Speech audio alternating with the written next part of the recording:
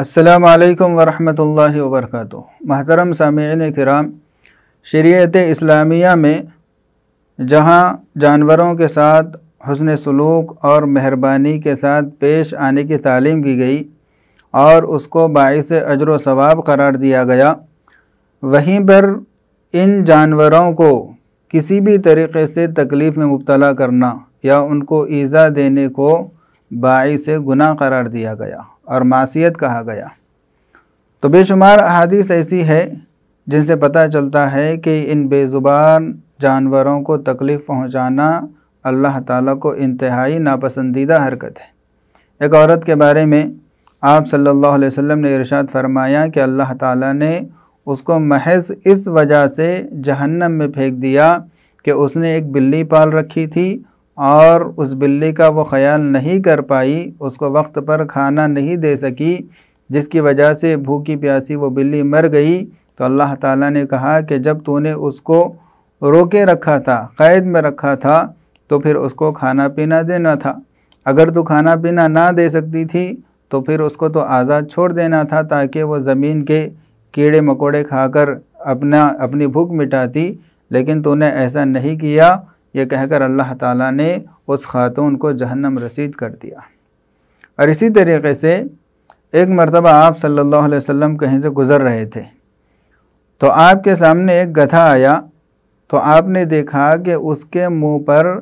داغنے کا نشان تھا، یعنی اس کے مالک نے یا کسی اور نے لوہے کو گرم کر کے اس کے چہرے پر داغ دیا تھا، جس کو ہم چرکا لگانا کہتے ہیں۔ تو یہ دیکھ کر آپ صلی اللہ علیہ وسلم سخت ناراض ہوئے اور کہا، کیا تم لوگوں نے یہ نہیں سنا کہ میں نے اس شخص پر لعنت بھیجی ہے جو کسی جانور کو داغے یا چہرے پر مارے؟ تو جانور کو کسی بھی حصے پر داغنا بھی یہ جائز نہیں ہے، گناہ ہے،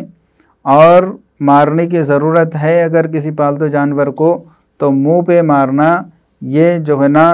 جائز نہیں ہے۔ منہ پہ مارنے سے آپ صلی اللہ علیہ وسلم نے منع فرمایا ہے۔ اور جانوروں کو تکلیف دینے کی ایک شکل یہ بھی ہے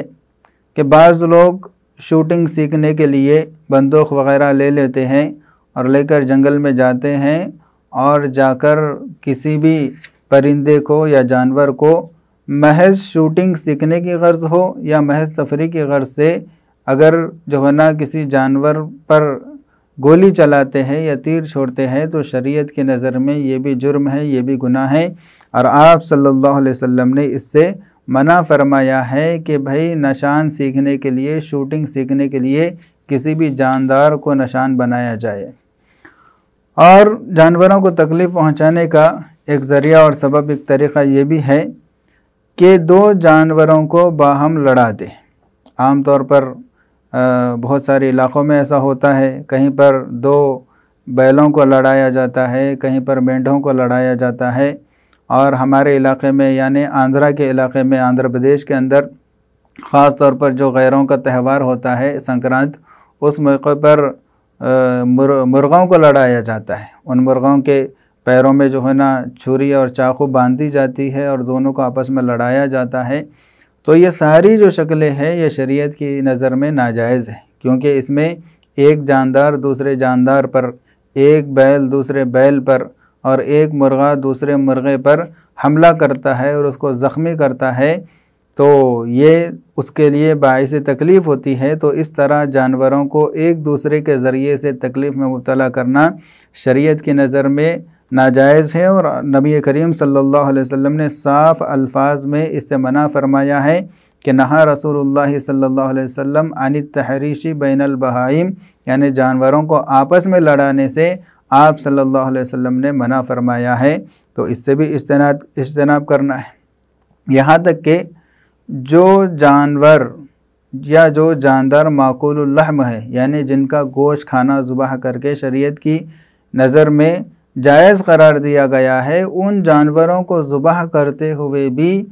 ایسا طریقہ اختیار کرنے کا حکم دیا گیا ہے جن میں ان کو کم سے کم تکلیف پہنچے، یعنی کم سے کم تکلیف میں وہ مر جائے، یعنی ان کا ذبح ہو جائے، ایسا طریقہ اختیار کرنے کا نبی کریم صلی اللہ علیہ وسلم نے حکم دیا ہے۔ جیسا کہ ایک حدیث میں آپ صلی اللہ علیہ وسلم نے ارشاد فرمایا کہ جب تم میں سے کسی کو کوئی جانور ذبح کرنا ہے اس سے استفادہ کرنے کے لیے، تو اس کو چاہیے کہ وہ اپنی چھری کو تیز کر لے، کیونکہ اگر چھری کو تیز نہیں کریں گے بلکہ منڈ چھری سے اگر کسی جانور کو ذبح کیا جاتا ہے تو اس کے اندر اس سے اس جانور کو زیادہ تکلیف پہنچتی ہے۔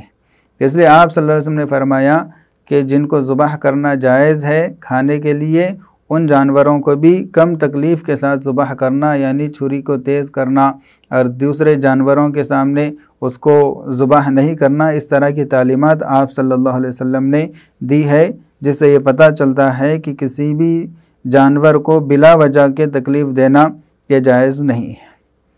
اور اسی طریقے سے ایک مرتبہ کا واقعہ ہے کہ آپ صلی اللہ علیہ وسلم ایک انصاری کے باغ میں داخل ہوئے، تو آپ صلی اللہ علیہ وسلم جیسے ہی داخل ہوئے تو وہاں پر ایک اونٹ تھا جو آپ صلی اللہ علیہ وسلم کے قریب آ گیا اور زور سے چیخنے لگا، تو آپ صلی اللہ علیہ وسلم اور اس کے آنکھ سے آنسو بھی بہہ رہے تھے، تو آپ صلی اللہ علیہ وسلم اس پر اپنا ہاتھ پھیر رہے تھے۔ پھر آپ صلی اللہ علیہ وسلم نے یہ پوچھا کہ بھائی اس کا مالک کون ہے، یہ جانور یہ اونٹ کس کا ہے؟ تو ایک انصاری نوجوان آیا اور آ کر کہنے لگا کہ اللہ کے رسول صلی اللہ علیہ وسلم یہ جانور تو میرا ہے۔ تو آپ صلی اللہ علیہ وسلم نے ارشاد فرمایا کیا تم ان گونگے جانوروں کے سلسلے میں اللہ تعالیٰ سے نہیں ڈرتے؟ یہ تمہارا اونٹ مجھ سے آ کر یہ شکایت کر رہا ہے کہ پہلی بات تو تم اس کو وقت پر کھانا نہیں دیتے بلکہ بھوکا پیاسا رکھتے ہو، اور دوسری بات یہ ہے کہ تم اس سے جو ہے نا اس کی استطاعت سے زیادہ کام لیتے ہو، یعنی ایک طرف اس کی حق تلفی کرتے ہو، اس کا وقت پر چارہ نہیں دیتے یا جتنی اس کو ضرورت ہے اتنا اس کو کھانا نہیں دیتے، اور دوسرا ظلم اس پر یہ کرتے ہو کہ اس کی استطاعت سے زیادہ اس سے کام لیتے ہو، تھکاتے ہو۔ تو یہ دونوں چیزیں ایسی ہیں جس سے جانور کو تکلیف ہوتی ہے، اس کے ضرورت کے بقدر کھانا نہ دینا بھی اس کے لیے باعث تکلیف ہے، اور اس کی استطاعت سے زیادہ اس پر بوجھ ڈالنا یہ بھی باعث تکلیف ہے۔ تو اس طرح بھی اپنے جانوروں کو تکلیف پہنچانا یہ ناجائز ہے، اور اس سے اللہ اور اس کے رسول ناراض ہوتے ہیں اور یہ باعث گناہ ہے، اس سے بھی بچنے کی ضرورت ہے۔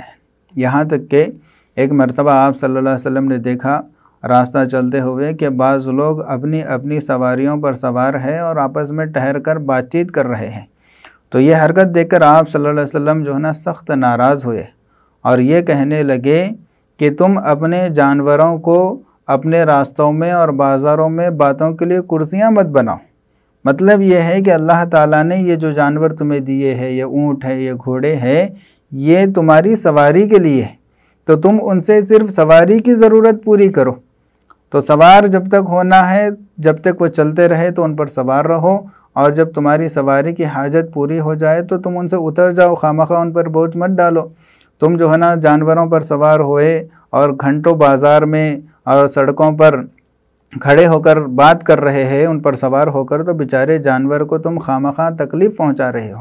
اگر بات کرنا ہے تو جانور سے اترو، اپنی بات چیت مکمل کرو، پھر جب سوار ہونا ہے تو اس وقت سوار ہو جاؤ۔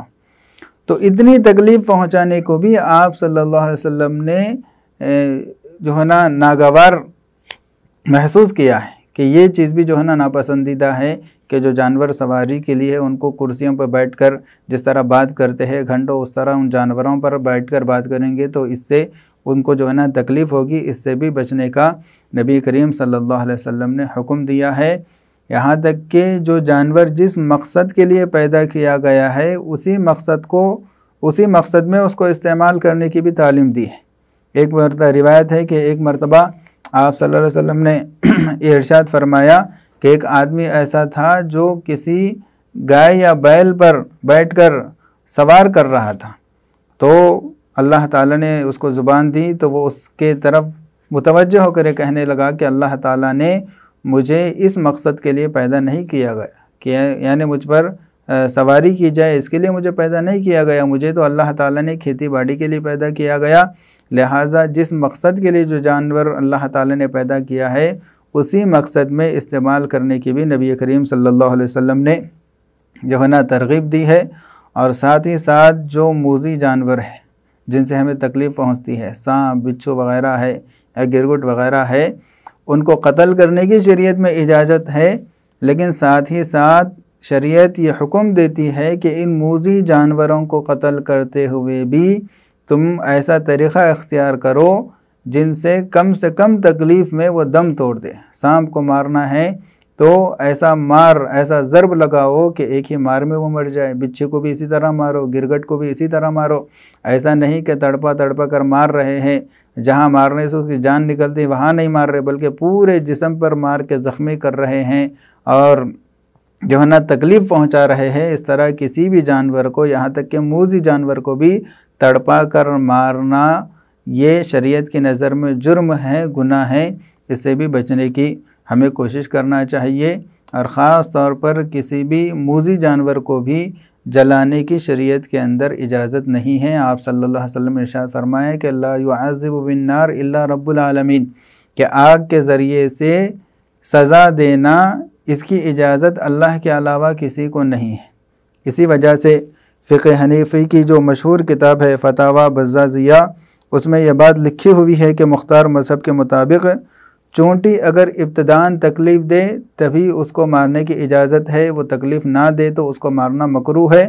ہاں جوں ہے تو اس کو ابتداً مار سکتے ہیں، اس کو مارنا مکروہ نہیں ہے، لیکن چاہے جوں ہو یا بچھو ہو ان کو جلانا یہ مکروہ ہے، اس کی اجازت نہیں ہے، کیونکہ جلانے میں زیادہ تکلیف پہنچتی ہے۔ تو ان ساری روایتوں سے پتہ چلا کہ کسی بھی طریقے سے جانوروں کو تکلیف پہنچانا یہ اللہ رسول کو پسند نہیں ہے، باعث گناہ ہے۔ یہاں تک کہ موذی جانوروں کو بھی بلا وجہ کے تکلیف پہنچانا یہ اللہ تعالیٰ کو پسند نہیں ہے۔ اللہ تعالیٰ سے دعا ہے کہ اللہ تعالیٰ ہم تمام کو جانوروں کے حقوق ادا کرنے کی توفیق عطا فرمائیں، خاص طور پر جو لوگ جانور پالتے ہیں۔ کسی کو کبوتر پالنے کا شوق ہے، اور کسی کو طوطے پالنے کا شوق ہے، اور کوئی ایکویریم میں مچھلیاں رکھتے ہیں، تو ان حضرات کو زیادہ اس بات کی طرف توجہ دینا چاہیے کہ ہماری لاپرواہی اور کوتاہی کی وجہ سے کہیں ان کو تکلیف نہ پہنچے، اور وقت پر غذا نہ دینے کی وجہ سے ان کو بھوک پیاس کا سامنا کرنا پڑے، تو اس طرح ان جانداروں کی بد دعا لگے گی، اور اللہ تعالیٰ بھی اس سلسلے میں